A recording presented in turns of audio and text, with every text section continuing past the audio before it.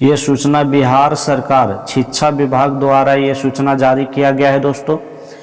तो चलिए इसे हम पूरा पढ़कर अच्छी तरह से समझाने की कोशिश करेंगे, क्योंकि इसमें 10,000 पाने के लिए दोस्तों बहुत ही प्रोसेस है, ठीक। तो इसलिए वीडियो को अंत तक जरूर देखिएगा, तभी समझ में आएगा कि इसमें क्या क्या नियम है, ठीक। तो चलिए शुरू करते हैं। देखिए यहाँ बताया गया है दोस्तों कि मुख्यमंत्री कन्या उत्थान योजना अंतर्गत मुख्यमंत्री बालिका इंटरमीडिएट उत्तीर्ण प्रोत्साहन योजना से लाभान्वित होने के लिए बिहार सरकार द्वारा मान्यता प्राप्त राज्य के विभिन्न परीक्षा बोर्डों से 2021 की वार्षिक इंटरमीडिएट परीक्षा के समकक्ष उत्तीर्ण अविवाहित छात्राओं द्वारा NIC के पोर्टल पर सूचनाओं को ऑनलाइन अंकित किए जाने के संबंध में है ये सूचना। देखिए यहाँ बताया गया है दोस्तों कि ये सूचना सूचित किया जाता है कि बालिका शिक्षा को बढ़ावा देने, बाल विवाह पर अंकुश लगाने, प्रजनन दर में कमी लाने एवं बालिकाओं को आत्मनिर्भर बनाकर समाज की मुख्य धारा में लाने के उद्देश्य से मुख्यमंत्री कन्या उत्थान योजना अंतर्गत मुख्यमंत्री बालिका इंटरमीडिएट उत्तीर्ण प्रोत्साहन योजना के तहत वित्तीय वर्ष 2021-22 का भी अभी 2021 में अभी जो पास किया है उसका भी अभी पैसा नहीं आया है दोस्तों।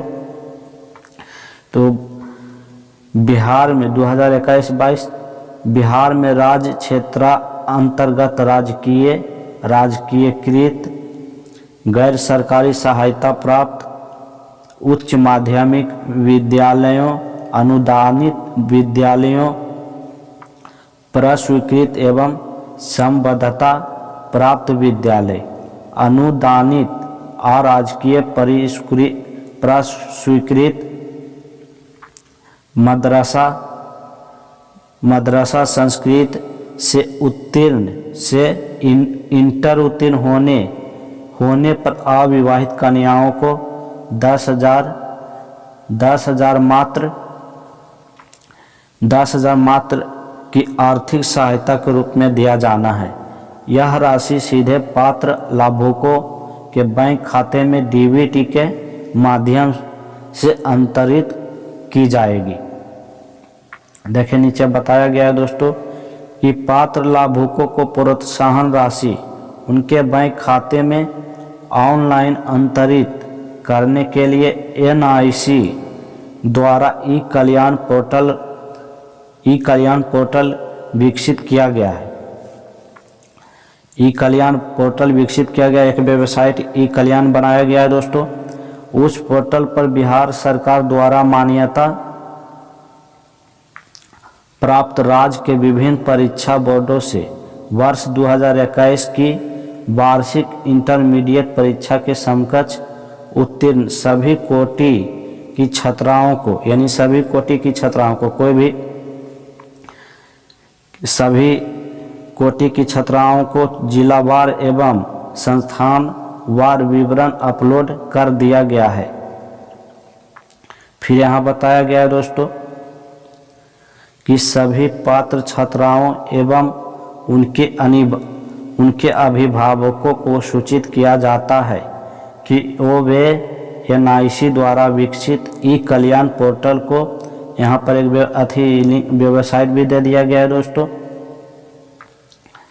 इतना पर पोर्टल को इतना पर के माध्यम से खोलकर अपना निबंधन करेंगे। निबंधन के लिए छात्रा से संबंधित सूचनाएं तथा पंजीयन संख्या, प्राप्तांक, पंजीयन संख्या लगेगा दोस्तों आपका, यानी फिर प्राप्तांक यानी कितना नंबर आया है जो, और फिर जन्म तिथि लगेगा। फिर प्रवेशिका प्रमाण पत्र के अनुसार नाम, बैंक खाता की संख्या यानी बैंक खाता अकाउंट नंबर, फिर बैंक शाखा का नाम, फिर IFSC कोड, IFSC कोड, फिर फिर इसमें लगेगा आधार संख्या, फिर मोबाइल नंबर, फिर ईमेल आईडी। इतना देने के बाद दोस्तों आपका रजिस्ट्रेशन होगा। ठीक, रजिस्ट्रेशन होगा। साथ ही आपको ये घोषणा करना होगा कि अविवाहित होने का घोषणा अंकित करना होगा दोस्तों। ठीक, अविवाहित होने का घोषणा अंकित करना होगा। फिर बताया गया दोस्तों कि कोई भी तथ्य सूचना गलत अंकित किए जाने की स्थिति में निबंधन रद्द हो जाएगा। यानी कुछ भी अगर गलत होगा, थोड़ा सा दोस्तों यहाँ पर देखिए, समझिए थोड़ा सा, अगर थोड़ा सा भी अगर नाम गलत होगा या बैंक खाता संख्या गलत होगा या बैंक खाता शाखा का नाम या IFSC कोड कुछ भी गलत होगा या आधार संख्या या मोबाइल नंबर या ईमेल आईडी कुछ भी गलत होगा दोस्तों, तो आपका क्या हो जाएगा, रद्द हो जाएगा, रजिस्ट्रेशन नहीं होगा, निबंधन रद्द किया जाएगा। ठीक, रद्द हो जाएगा। फिर बताया गया दोस्तों कि छात्रों को पुनः, अगर रद्द हो जाएगा तो बताया गया है कि छात्रों को पुनः निबंधन कराने का अवसर प्राप्त होगा। पोर्टल पर अंकित तथ्य सूचना पंजीयन अंक प्रमाण पत्र में अंकित तथ्य सूचना के अनुरूप होना चाहिए। साथ ही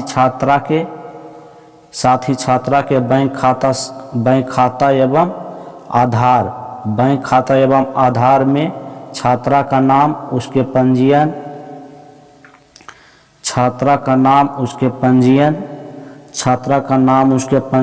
अंक प्रमाण पत्र में अंकित नाम अनुरूप होना अनिवार्य है। यानी सभी में नाम एक ही तरह होना चाहिए दोस्तों। यानी कि कुछ भी जन्म तिथि या नाम कहीं भी गड़बड़ होगा, कहीं कुछ और रहेगा, कहीं कुछ और, तो आपको क्या हो जाएगा, रद्द हो जाएगा। ठीक, इसलिए सभी जगह एक ही तरह का डेट ऑफ बर्थ होना चाहिए और नाम भी एक ही तरह का होना चाहिए। ठीक, कुछ भी हो आपका अनिवार्य होना चाहिए। निबंधन के, फिर बताया गया निबंधन के समय दर्ज कराई गई सूचनाओं के सत्यापन के पश्चात छात्रा के सत्यापन कराने के पश्चात, यानी बाद में छात्रा के रजिस्टर मोबाइल नंबर, यानी जो मोबाइल नंबर रजिस्टर करिएगा दोस्तों रजिस्ट्रेशन में, उसी मोबाइल नंबर तथा ईमेल आईडी पर यूजर आईडी एवं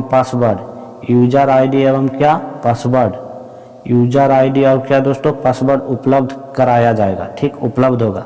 ये पासवर्ड और यूजर आईडी पर उपलब्ध होने में लगभग 10 दिन 15 दिन भी लग सकता है दोस्तों, एक सप्ताह से ज़्यादा ही लग जाता है। ठीक, फिर आपको अगर ये प्राप्त हो जाएगा, यूजर आईडी और पासवर्ड अगर प्राप्त होगा, तो इसे किसी भी अन्य व्यक्ति के साथ साझा नहीं करना है। ठीक, किसी को भी शेयर नहीं करना है ये पासवर्ड को।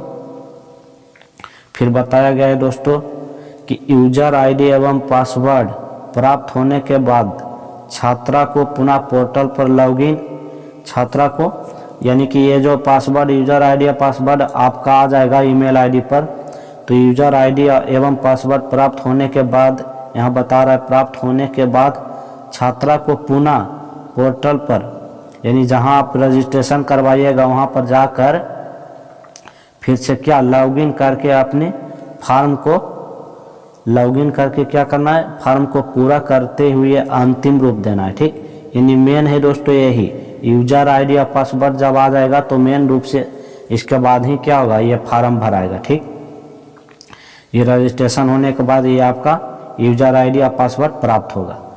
जब ये प्राप्त होगा तो यहाँ पर फिर से वहीं जाना है जहाँ रजिस्ट्रेशन करवाइएगा, वहीं पर जा कर के फॉर्म को पूरा भरवाना है।